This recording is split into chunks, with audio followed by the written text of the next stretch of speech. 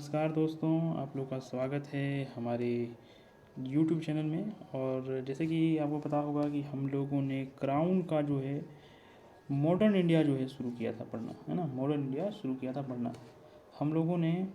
पुर्तगालियों के बारे में पिछला वीडियो जो था, तीसरा जो वीडियो था वो पुर्तगालियों के बारे में था। आज जो वीडियो हम बना रहे हैं वो है डच हॉलैंड वासी से कहा जाता है, ठीक है। हॉलैंड वासी, डच जो है डचलैंड या भी नीदरलैंड के नाम से भी जाना जाता है ये लोग, ठीक है। नीदरलैंड के नाम से जाना जाता है। क्रिकेट मैच देखते होंगे तो ये लोग T20 का पार्टिसिपेट करते हैं, T20 वगैरह में, है ना। और हर्सिल गिब्स याद रखना है। जब भी मैं डच लैंड का बात सुनता हूँ या नीदरलैंड का बात सुनता हूँ तो मुझे एक नाम याद आता है, हर्सल गिब्स का, ठीक है। हर्सल गिब्स ये कहाँ के खिलाड़ी थे? तो ये जो थे वो साउथ अफ्रीकन खिलाड़ी थे। और इन्होंने क्या किया था कि 6 बॉल में 6 छक्का मार दिया था नीदरलैंड के खिलाफ, ठीक है। क्योंकि मैं काफ़ी बड़ा प्रशंसक रहता था क्रिकेट का, तो 6 गेंद में 6 छक्का लगाने का जो है कारनामा हर्सल गिब्स ने नीदरलैंड के खिलाफ किया था। फिर बाद में युवराज सिंह ने भी लगाते हैं, तो याद रखना है इसे, है ना। नीदरलैंड उसी है, नीदरलैंड को ही डच कहा जाता है। वैसे डच जो है, जर्मन भी अपने आप को डच ही कहते हैं अगर आप देखेंगे, लेकिन ये डच बात हो रही है कहाँ की? तो ये डच हो रही है आपका नीदरलैंड वासियों का। जैसे हॉलैंड के नाम से जाना जाता था, कुछ कुछ कई जगह पे इसका नाम हॉलैंड भी बताता है, लेकिन हॉलैंड पुराना नाम है। पहले ये लोग डचलैंड के नाम से जाना जाते थे, फिर अब जो हो गया हॉलैंड हो गया। हॉलैंड के बाद जो है अब बताया जाता है वो है नीदरलैंड। तो कई सारे नाम हैं, ठीक है। कंफ्यूज नहीं होना है, एक ही देश है, कई सारे नाम हैं, कुछ पुराने हैं कुछ नए हैं। तो डचलैंड की बात करते हैं। तो पहला कौन आया था? पुर्तगाली आए थे। पुर्तगाली कब आए थे? याद रखना है, पुर्तगाली बताइए कब आए थे। पोर्तुगालीज जो हैं, पोर्तुगीज का आना कब हुआ? तो 1498 में आया हुआ है ना, 1498 में आया हुआ। अब देखिए डच हॉलैंड वासी क्या लिखा है, पहला सेंटेंस पढ़िए कि डच जो है संसद द्वारा 1602 में डच ईस्ट इंडिया कंपनी की स्थापना हुई। तो डच ईस्ट इंडिया कंपनी की स्थापना कब हुई? तो याद रखना है 1602 में डच ईस्ट इंडिया कंपनी की स्थापना। और ये दूसरा है, यूरोपीय अगर भारत में आ रहे हैं, आगमन हो रहे हैं, तो पहला है पुर्तगाली और दूसरा जो है वो है डच। चलिए दूसरा है कॉर्नेलियन हाउटमैन, पहला डच यात्री था। तो पहला डच यात्री के बारे में पूछा जाए तो याद रखना है कॉर्नेलियन हाउटमैन जो था वो पहला डच यात्री था। और कब आया था? 1596 में, ठीक है। पहला जो यूरोपियन आया था, मतलब पुर्तगाली आया था, वो 1498 में, और ये 1596 में। लगभग 100 साल का अंतर है। यानी काफ़ी धीरे धीरे काम हो रहा था उस ज़माने में, इतना सुपर फास्ट वाला नहीं था, 5G इंटरनेट नहीं था कि तुरंत आ जाता था। तो कॉर्लियन हाउटमैन जो है पहला डच यात्री था जो भारत में आया था 1556 में। सुमात्रा, ठीक है। देखिए ये भारत में नहीं आया था, पूर्वी जगत में आया था। कोई खास जगह से लिखा नहीं है, लेकिन पूर्वी जगत में आया था, यानी कि यूरोप से पूर्व में आया था। यहाँ यूरोप है तो अपने से यूरोप का जो पूर्व में है, जो कि भारत भी है यहाँ पे, इधर में आपका इंडोनेशिया वगैरह है, वहाँ पे आने का ये काम किया था। तो पूर्वी जगत में आया था, यहाँ कोई पर्टिकुलर देश का नाम नहीं दिया हुआ है और ना ही आएगा। अगर भारत में आता तो जाहिर सी बात है ये भारत लिखता है, लेकिन ये पूर्वी जगत में बोल रहा है। अब यहाँ है सुमात्रा, देखिए कहाँ आया तो सुमात्रा पहुँचा। सुमात्रा कहाँ है? इंडोनेशिया में है, ठीक है। इंडोनेशिया, सुमात्रा आइलैंड के बारे में नाम सुने होंगे, द्वीप है। पहुँच कर बांटम के राजा के साथ संधि की। बांटम के राजा, ठीक है, वहाँ बांटम के राजा हुआ करते थे, उनके साथ वो संधि कर लेते हैं। बांटम के राजा के साथ संधि कर लेते हैं। आगे क्या दिया है?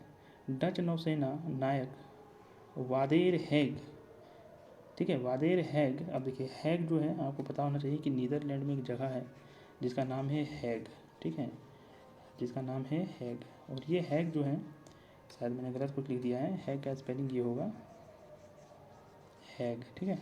यहाँ है आपका international court of justice, international court of justice, ठीक है, यहीं पे है हैग में, नीदरलैंड में, ठीक है। नीदरलैंड में का जो हैग जो शहर है वहीं पे है। अब देखिए यहाँ जो है वादेर हैग नाम का आदमी ने क्या किया है कि 1605 में मुसलीपट्टनम के प्रथम डच बने, ठीक है। मुसलीपट्टनम में प्रथम डच कारखाना तथा तथा प्रेतोपोली, जैसे कहा जाता है निजामपट्टनम का दूसरा कारखाना स्थापित किया। तो पहला याद रखना है कि पहला जो है वादेर हैग ने 1605 में मुसलीपट्टनम में प्रथम कारखाना खोला, ठीक है। मुसलीपट्टनम में पहला कारखाना खोला। और दूसरा कारखाना अगर पूछा जाए तो पेट्रोपोली, जिसका कह सकते हैं कि निजामपट्टनम भी नाम है, वहाँ पे उन्होंने दूसरा कारखाना खोला। तो याद रखना है, ये साउथ इंडिया के अंदर है। मछलीपट्टनम कहाँ है, अगर पूछ दिया जाए कि बताओ भैया मछलीपट्टनम कहाँ है, तो याद रखना है कि अभी जो है आंध्र प्रदेश में ही है। ठीक है, आंध्र प्रदेश। चलिए आगे देखते हैं तीसरा लाइन क्या कहता है। तीसरा लाइन है आपका कि इसको जो है ना थोड़ा इधर कर, चलिए ठीक है। डच द्वारा स्थापित कुछ अन्य कारखाने, तो डच ने एक दो ही नहीं किया था बल्कि बहुत जगह किया था। पटना में भी है, जो कि मैं पटना गया हुआ हूँ, तो पटना में भी जो है डच लोगों का बहुत बड़ा फैक्ट्री वगैरह हुआ करता, कारखाने हुआ करते थे। तो पुलिकट में हुआ करता था। पुलिकट कहाँ है, तो ये आंध्र प्रदेश और तमिलनाडु के बीच में है। ठीक है, तमिलनाडु के बीच में है पुलिकट। वो भी साउथ इंडिया में इसका ज़्यादा फोकस था। वहाँ के राजा मजबूत नहीं थे, तो वहाँ के क्या होता था कि वहाँ आराम से जो है ये लोग पेनिट्रेट कर जाते थे वहाँ। फिर है सूरत 1616 में। ठीक है, 1616 में सूरत में। फिर है करिकल, करिकल जो है 1645 में। करिकल जो है 1645 में।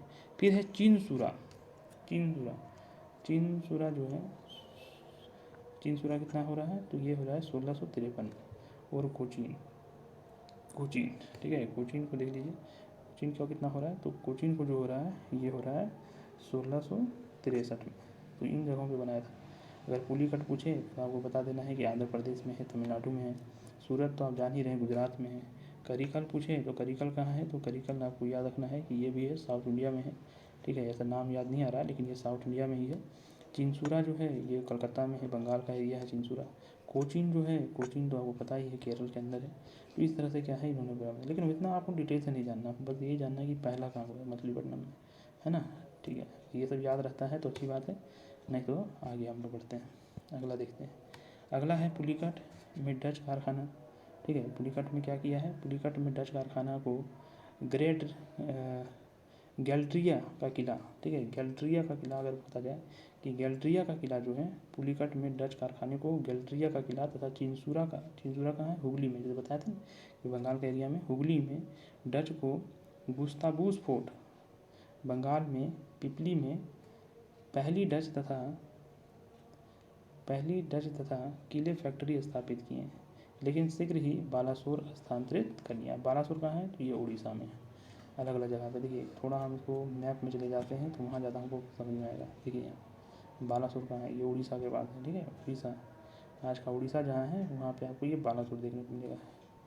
ये सी पोर्ट है, बंदरगाह है एक तरह से बालासोर, है ना। ये देखिए पेनिट्रेशन कहाँ कहाँ किया था, ये इन्होंने कहाँ कहाँ जो अपना सेटलमेंट किया था डेनिश लोगों ने, है ना। डेनिश, जो ये डेनिश लोग हैं ना, अच्छा ये डेनिश लोग का है ना। हम लोग तो हर डच वाले के बारे में पढ़ रहे हैं, ये डेनिश लोगों का, डेनिश के बारे में हम लोग पहले है ना। डेनिश के लिए ये तो हमारा तो डच वाले हैं ना, ये डच वाले लगता है ये जो है ना गलत तरीके से आ गया है, ये मैप नहीं होना चाहिए। खैर छोड़िए, इसके बारे में ज़्यादा कोई जानकारी है भी नहीं, ज़्यादा इसमें लिखा भी नहीं गया है। तो ग्रेडेरिया का किला जो है, और चिंसूरा का, हुगली में जो है चिंसूरा, चिंसूरा वहाँ पे जो है डच को गुस्ताबूस फोर्ट, बंगाल में पिपली में पहला डच तथा फैक्ट्री स्थापित की, लेकिन शीघ्र ही बालासोर में स्थानांतरित करना पड़ा। ये सारा कुछ जो कि कहाँ बालासोर आपको भी दिखाएं मैप में, जो है आपको उड़ीसा के अंदर। डचों ने पुलिकट जो उनका मुख्यालय था, पुलिकट को अपना मुख्यालय बनाया था, अपना हेडक्वार्टर बनाया था। स्वर्ण सिक्के पगोड़ा का प्रचलन किया, तो वहाँ पे उन्होंने जो अपना सिक्का वगैरह चलता था वहाँ, वो स्वर्ण सिक्के होते थे, सोने का सिक्के होते थे, उसे पगोड़ा कहते थे लोग, पेगोड़ा। ठीक है, पेगोड़ा कहा करते थे, देखिए पेगोड़ा है ना, पेगोड़ा कहा करते थे, वहाँ प्रचलन करवाया। फिर जो है 1759 में, ठीक है, 1759 में उन्होंने क्या किया, अंग्रेज़ों ने डच को बेदरा, ठीक है, बेदरा जो है पश्चिम बंगाल में है, के युद्ध में पराजित कर दिया। दोनों जो है लड़ाई कर दिए 1759 में। देखिए इससे पहले 1757 में प्लासी का युद्ध अंग्रेज़ों ने जीत लिया था। अब वो जो है इनका जो है एक अधिपति तो जमा ही लिए थे, अधिपत्य जो है वो जमा लिए थे बंगाल के। तो बंगाल में और भी वहाँ पे लोग थे, जैसे डच भी अपना कर रहे थे, तो डच लोग जो कर रहे थे, ठीक है, ये जो है डच लोग भी कर रहे थे अपना, तो डच से इनका सामना हो गया। और जब डच से सामना हुआ तो दोनों के बीच में लड़ाई हो गया, क्योंकि अब तो अंग्रेज़ ने प्लासी के युद्ध के बाद जो है 57 में जो युद्ध हुआ था 1757 में, उस युद्ध में तो पूरा जो प्लासी है, पूरा बंगाल जो है वो अंग्रेज़ के पास चला गया था। लेकिन बंगाल के अंदर सिर्फ अंग्रेज़ ही व्यापार नहीं कर रहे थे, वहाँ पे आपका डच भी थे, तो डच के साथ भी लड़ाई करना पड़ गया 2 साल के बाद। बेतरा का लड़ाई पश्चिम बंगाल में, और वहाँ जो है उनको हरा देते हैं और जो है यहाँ उनकी पूरी गतिविधियों को ख़त्म कर देता है। फिर उनके पास कुछ रहता भी नहीं है ना, अपना पूरी अफगानिस्तान समेट के डच लोग टाटा बाय बाय कर देते हैं। ये गलती से मुझे लगता है डेनिस का आ गया है, जो कि हम लोग डेनमार्क का, ठीक है, ये डेनिस सेटलमेंट है। डेनिस के बारे में हमें नहीं पढ़ना है, क्योंकि डेनिस लोगों ने कुछ ना कुछ खास जो है नहीं दिया था, और आपका जो है किताब में भी डेनिस के बारे में नहीं दिया। लेकिन आप लोग थोड़ा देख लीजिए कि कहाँ कहाँ से 1620 में इनका आगमन हुआ, 1620 में आगमन हुआ, और 1620 में लगभग 1845 तक कहाँ कहाँ इन्होंने जो है मछलीपट्टनम में देख सकते हैं, मछलीपट्टनम में यहाँ देखिए ट्रानकुबार, ठीक है, ट्रानकुबार जो है यहीं पे पहला सेटलमेंट इन लोगों ने, डेनिस लोगों ने किया था। अगर डेनिस से पूछा जाए कि भैया डेनिस लोगों ने कहाँ किया था पहला सेटलमेंट, तो याद रखना है आपको, डेनिस लोगों ने कहाँ किया था, ट्रानकुबार में किया था, ठीक है, ट्रानकुबार में किया था। फिर कैलीकट में भी उनका सेटलमेंट था। थोड़ा मैं जूम करके दिखा देता हूँ। साउथ इंडिया में अगर हम जाएंगे तो साउथ इंडिया में देख सकते हैं ट्रंकन बार के बारे में, हमें ट्रंकन बार के बारे में भी यहाँ दिया हुआ है। एक सेकेंड, ये देखिए साउथ इंडिया में, साउथ इंडिया देखिए, साउथ इंडिया में ज़्यादा पॉपुलेशन था नहीं, और यहाँ का राजा लोग जो था वो कोई ज़्यादा बहुत बड़ा राजा नहीं था, सब छोटे छोटे राजा थे। तो छोटा राजा होने के कारण क्या होता था कि यहाँ पे आराम से ये लोग अपना सिक्का जमा लेते थे, अपना पैर पसार लेते थे। तो ट्रंकन बार जो हो गया, उसको भी क्या किया था, इसको जो है एक तरह से जीत लिया था। ट्रंकन बार को 1620 में अपना पहला सेटलमेंट बनाता है डच लोगों ने। और फिर जो है फिर इधर में देखिए, है ना, 1620 के बाद जो है 1625 चलेंगे। 1625 में कहाँ बना रहा है, तो 1625 है मछलीपट्टनम, ठीक है, मछलीपट्टनम में बना रहा है 1625 में मछलीपट्टनम के बाद देखिए और डच लोगों ने कहाँ सेटलमेंट बनाया, तो 1625 में ही जो है वो बालासोर, ठीक है, उड़ीसा को, बालासोर जो है उड़ीसा में अपना जो है आधिपत्य जमाया,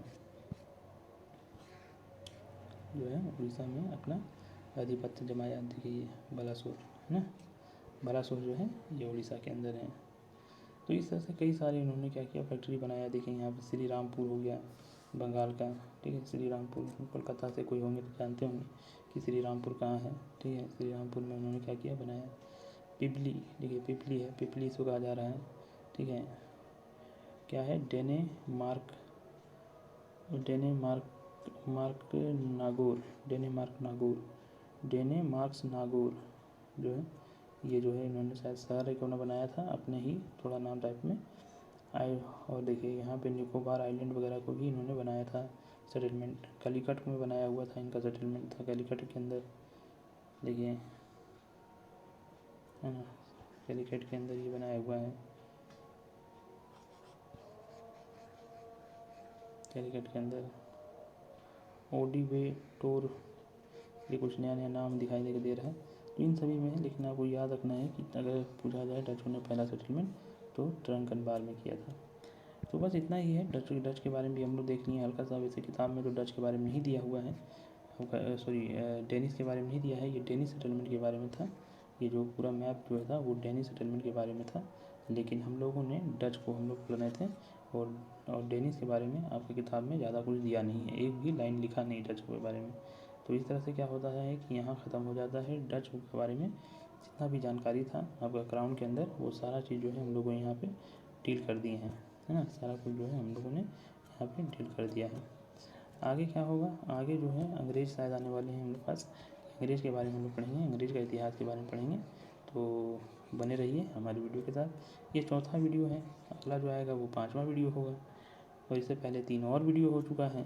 तो पहले क्या करना है कि 3 वीडियो को देखिए, अगर इससे पहले नहीं देखे हैं तो ज़्यादा समझ में आएगा। 3 वीडियो को देखिए, फिर ये वीडियो देखिए, इसके बाद फिर जो आने वाला वीडियो होगा उसको देखिए और समझने की कोशिश कीजिए, ज़्यादा फैक्ट को रखने की कोशिश कीजिए, ईजी हो जाएगा, ठीक है। चलिए तो मिलते हैं अगली वीडियो में, तब तक के लिए गुड बाय।